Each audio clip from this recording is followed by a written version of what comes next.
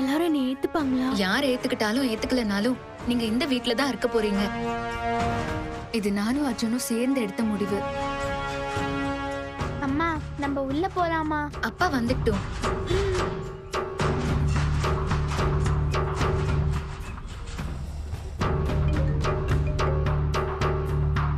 சொல்லு பாரு.